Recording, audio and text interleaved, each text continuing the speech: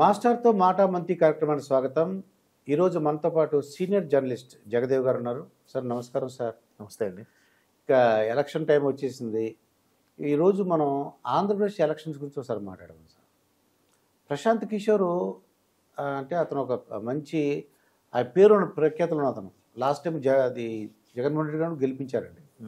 ఆయన ఏమని చెప్పారంటే ఇది రెండోసారి అండి వింటాం, అది ఇక జగన్మోహన్ రెడ్డి గారు ఇంకా రారు, ఓడిపోతారని చెప్తున్నారండి. ఇది ఎలా చూద్దాం అంటారు? ప్రశాంత్ కిషోర్ పీకే గారి పేరు నాకు తెలిసి 2013-14లో ఫస్ట్ టైం వినపడిందండి. బీజేపీ వాళ్ళకి కొంచెం ఇట్లా strategic manager, political strategic manager అనే పదం నాకు తెలిసి అప్పటి నుంచే స్టార్ట్ అయింది అనుకుంటా. ఓకే. ఆయన ఐపాక్ట్ అనే సంస్థకి స్ట్రాటజిక్ మేనేజర్గా ఉండేవాడు ఆయన. సో ఆయన తర్వాత ఎంత ఒక పొలిటికల్ స్ట్రాటజీలో ఎటువంటి రెవల్యూషన్స్ తీసుకొచ్చాడో మనం చూసాం. అంటే సానుభూతిని ఎలా క్రియేట్ చేయాలి, ఒకవేళ మీరు ఒక పార్టీ ఉన్నారు, ఆ పార్టీ మీ పార్టీని హైప్ చేయాలంటే ముందు మీ పార్టీలో ఉన్న వాళ్ళతోనే పక్క వాళ్ళ మీద బుర్ర జల్లడం, మళ్ళీ వాళ్ళు వేసే కౌంటర్లకి వీళ్ళే మళ్ళీ చేయడం, అందులోనే రెండు వర్గాలుగా విడదీసి ఒకటి హైప్ చేసి ఒకటి ఊరికే తిట్టేలా చేయించడం, రకరకాలుగా అనమాట. దాంట్లో భాగంగానే కోడికత్తి వ్యవహారం కూడా ఉందని ఒక అభిప్రాయం. అంటే అది ఎంతవరకు ఇంప్లిమెంట్ అయిందంటే మొన్న తెలంగాణ సార్వత్రిక ఎన్నికల్లో కూడా రీసెంట్గా 2023 నవంబర్లో జరిగిన ఎన్నికలకు కూడా ఒక చూసాం. అంటే పేర్లు అనవసరం కానీ ఒక ఎమ్మెల్యే గారికి కూడా తన అనుచరుడు కత్తితో పొడిచాడని అది ఒక సానుభూతి డ్రామా అన్నట్టు కూడా చూసాం.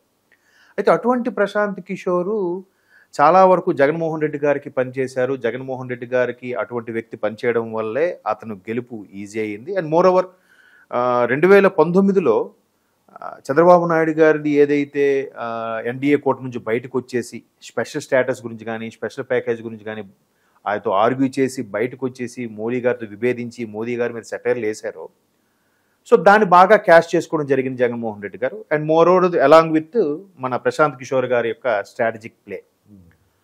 అలా జరుగుతున్నప్పుడు ఆయన ఇక్కడ ఇలా చేయాలి అలా చేయాలి, మనం సోషల్ మీడియాని స్ట్రాంగ్గా చేసుకోవాలి అని కొన్ని రకాల సూచనలు చేయడం, సోషల్ మీడియాలో బాగా ఎలివేట్ చేయడం. ఆయన పాదయాత్రకు వెళ్తున్నప్పుడు కూడా చంటి పిల్లని ముద్దులాడడము, పెద్దవాళ్ళని ఓదార్చడము, ప్రతి ఒక్కరు పూరిగుడిసులోకి వెళ్ళి వాళ్ళతో పాటు ముద్ద షేర్ చేసుకోవడం, ఇవన్నీ కూడా ఒకప్పుడు ముద్దు కూడా పెట్టేవారు అండి. అది కామన్ థింగ్ అండి, అది వయసుతో సంబంధం లేక అందరికీ ముద్దు పెట్టేవాడు ఆయన. అయితే ఒకప్పుడు ఎన్టీఆర్ గారిని ఎలాగైతే హైప్ చేశారో, ఆయన రోడ్ సైడ్న బోరింగ్ దగ్గర స్నానం చేస్తే, మంచినీళ్ళ గుండి దగ్గర స్నానం చేస్తే ఎన్టీఆర్ గారు మహానటుడు, తెలుగుదేశం అధ్యక్షుడు ఇలాగ రోడ్డు మీద తింటున్నాడు అని ఎలాగైతే ఛానల్లో వచ్చేదో అంత హైప్లా క్రియేట్ చేసేలాగా ఒక సోషల్ మీడియాని అన్ని రకాలుగా. మొత్తానికి 2014లో చంద్రబాబు నాయుడు గారు పరిపాలన స్టార్ట్ అయిన తర్వాత ఎన్డీఏ కూటమితో విభేదించి బయటకు వచ్చేసిన తర్వాత ఇది ఇక్కడ ప్లస్ అయిపోయింది. ఈయన కూడా పాదయాత్ర చేయడం, నన్ను నమ్మండి తండ్రి లేని వాడిని, అది ఏదో సానుభూతి కబుర్లు చెప్పడం, కొంతవరకు ప్రజలు కూడా నమ్మారు. సరే చంద్రబాబు నాయుడు గారికి ఒక అవకాశం ఇచ్చారు, ఈయన కూడా ఎప్పటి నుంచో తాపత్రయపడుతున్నాడు, జైలుకి వెళ్ళి వచ్చారు కదా అని అవకాశం ఇచ్చారు. ఇచ్చిన తర్వాత ఆ తర్వాత పరిపాలన ఎలా ఉందో మీరు అందరూ చూశారు. అయితే ఈయన కూడా కొన్ని సజెషన్లు సలహాలు ఇస్తూ వస్తున్నాడు. బాబు మీరు ముందు అభివృద్ధి చేస్తూ ఇది చేయాలి, లేదంటే కష్టము, ముందు ఎక్కడికి వెళ్ళినా రోడ్ ట్రాన్స్పోర్ట్ అనేది సవ్యంగా ఉండాలి అన్నట్టుగా చాలా చెప్పాడట. అటని ఎందుకు అంటున్నానంటే, ప్రభుత్వం వచ్చి 2019లో జగన్మోహన్ రెడ్డి గారి ప్రభుత్వం వచ్చి ఒక 2-3 ఏళ్ళు తర్వాత అనుకుంటా ఇదే ప్రశాంత్ కిషోర్ గారు ఒక ఈవెంట్కి వెళ్ళారు గెస్ట్గా. వెళ్ళినప్పుడు అక్కడ సమయం సందర్భంలో మాట్లాడడం ఏం చెప్పారంటే, ఎప్పుడైనా సరే ఒక ప్రభుత్వం సవ్యంగా నడవాలి అంటే ప్రభుత్వ పథకాలు ఎంత ముఖ్యమో, ప్రజలకి ఉపయోగపడే సంక్షేమ పథకాలు ఎంత ముఖ్యమో, దానికి అనుగుణంగా సంక్షేమ పథకాలను ఇవ్వాలి అంటే రెవెన్యూ కూడా జనరేట్ చేయాలిగా, డబ్బులు సంపాదించాలి. రెవెన్యూ జనరేట్ చేస్తే కదా ఇవన్నీ పంపకాలు అవుతాయి. సో అలాగా ఆయన సలహాలు సూచనలు ఇచ్చాడట. అలా ఇచ్చినా కూడా ఎందుకో వీళ్ళు పెడచెవుని పెట్టారు.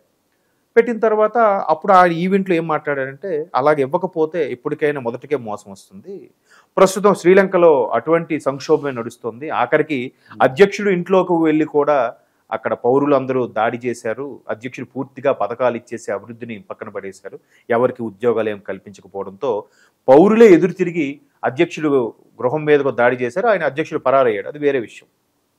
సో అలాగే ఇప్పుడు కూడా ఇండియాలో చాలా రాష్ట్రాలు ఇటువంటి పథకాల మీద పడుతున్నాయి. అది ప్రస్తుతానికి బాగానే ఉంటుంది కానీ తర్వాత ఇబ్బంది కలుగుతుంది.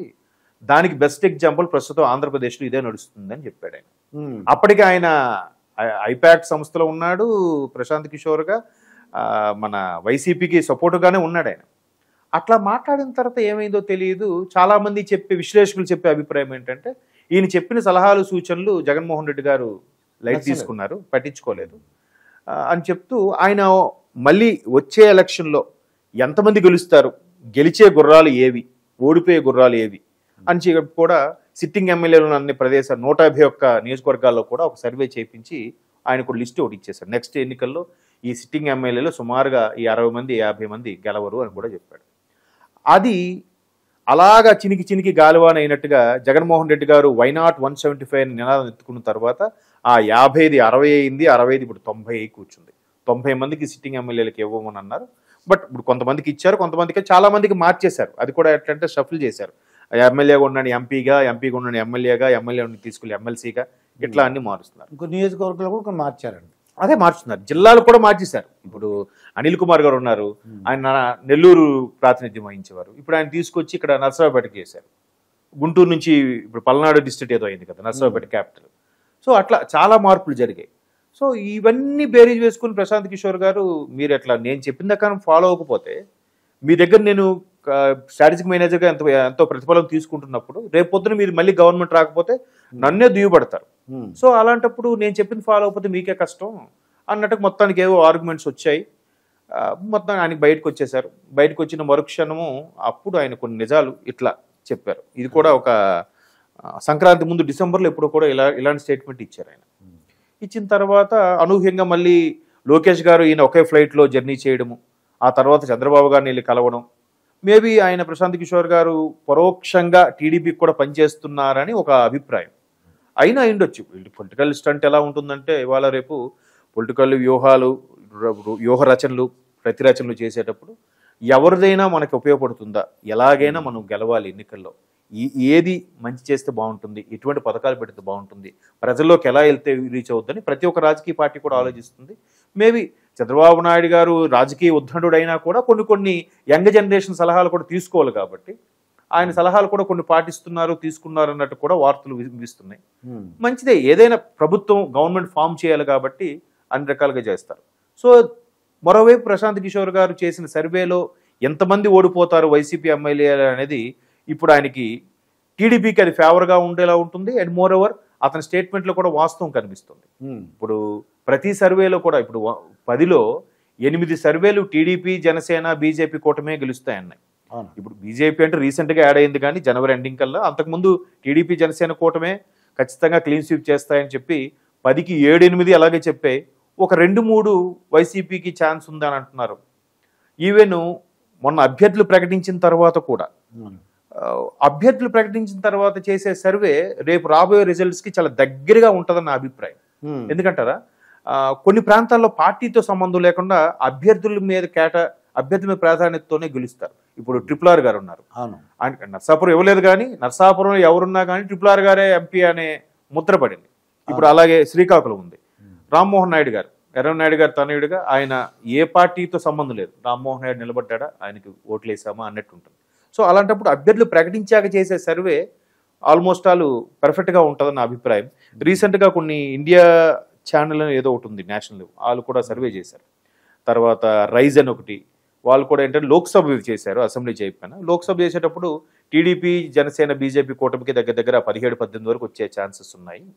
మిగతా 25లో ఈ 7 కూడా వైసీపీకి ఒక 5 మేబీ వస్తే ఇండిపెండెంట్లుగా ఒక 2 రావచ్చు, లేదంటే మళ్ళీ జనసేన, బీజేపీకి రావచ్చు అన్నట్టు కూడా చెప్తున్నాయి. సో అభ్యర్థులు ప్రకటించాక చేసే సర్వే కరెక్ట్ కాబట్టి ప్రశాంత్ కిషోర్ గారి స్టేట్మెంట్కి ఈ సర్వేలకి పొంతను చూసుకుంటే ఆల్మోస్ట్ ఆల్ సింక్ అవుతుంది. ఆయన ఏదైతే అభిప్రాయం చెప్పాడో సర్వేల గురించి, ఇతను ఆ పార్టీకి పనిచేస్తున్నప్పుడు ఈయన విషయం పట్టించుకోకపోవడం, ఇప్పుడు ఈ విషయం అన్ని బయటకు కక్కడం అనేది మేబీ వాస్తవాలని నా అభిప్రాయం. అయితే ప్రజలు నమ్మొచ్చు అనమాట అండి ప్రశాంత్ కిషోర్ గారు చెప్పింది. అంటే జగన్మోహన్ రెడ్డి గారు ఓడిపోబోతున్నారు, కూటమి రాబోతుందని చెప్తున్నారు. అదే ప్రజలు నమ్మొచ్చు. అయితే అదే అంటాను కదా, అభ్యర్థులు ప్రకటించిన తర్వాత వచ్చిన సర్వేలు ఏవైతే చెప్తున్నాయో ఇప్పుడు ప్రశాంత్ కిషోర్ గారు కూడా అదే చెప్తున్నారు. అండ్ మోర్ ఓవర్ బీజేపీ కలవక ముందు కూడా టీడీపీ, జనసేన కూటమికి ఒక హైప్ వచ్చింది. ఎప్పుడు ఆఫ్టర్ బాబు గారు అరెస్ట్ సెప్టెంబర్ 9 తర్వాత టీడీపీ గ్రాఫ్ ఒక్కసారిగా పెరిగిందండి. అది మనం అందరం చూసాం. అంతవరకు స్తబ్దుగా సైలెంట్ గా ఉన్న టీడీపీ శ్రేణులు కూడా ఈ ఉద్యమాలు ఒక్కసారిగా అందరూ టాపిక్ దొరికినట్టయింది. దొరికినట్టు అయ్యింది. అనూహ్యంగా ఈయనకి సానుభూతి పెరిగిపోయింది టీడీపీ చంద్రబాబు నాయుడు గారి మీద. అండ్ మోర్ ఓవర్ అంతవరకు జనసేన టీడీపీ పోటీ కలిసి చేస్తాయా చేయవా, బట్ పవన్ కళ్యాణ్ గారు కూడా చెప్పారు కదా, ఎట్టి పరిస్థితుల్లో ప్రభుత్వ వ్యతిరేక ఓటు చీల్చుకోవడానికి నేను ఒప్పుకోను అని చెప్తూనే ఉన్నారు. బట్ కూటమి గురించి ప్రకటించలే. ఎప్పుడైతే ములాఖాత్ అయ్యారో రాజమండ్రి సెంట్రల్ జైల్లో బయటకు వచ్చి మరుక్షణం చెప్పారంటే చంద్రబాబు గారిని అడగకుండా డిస్కస్ చేయకుండా అయితే బయట స్టేట్మెంట్ ఇవ్వరు. సో ఇచ్చారు. ఒక్కసారిగా ఈయన ఎన్ని కలవకుండా ఉండడం కోసం ఎన్ని ప్రయత్నాలు చేశాయి పార్టీ. దత్తపుత్రుడు అన్నారు, ప్యాకేజీ స్టార్ అన్నారు, చంద్రబాబు నాయుడు గారు ఏ స్క్రిప్ట్ ఇస్తే ఈయన అదే స్క్రిప్ట్ మాట్లాడుతున్నాడు అన్నారు. రకరకాలుగా జరిగాయి.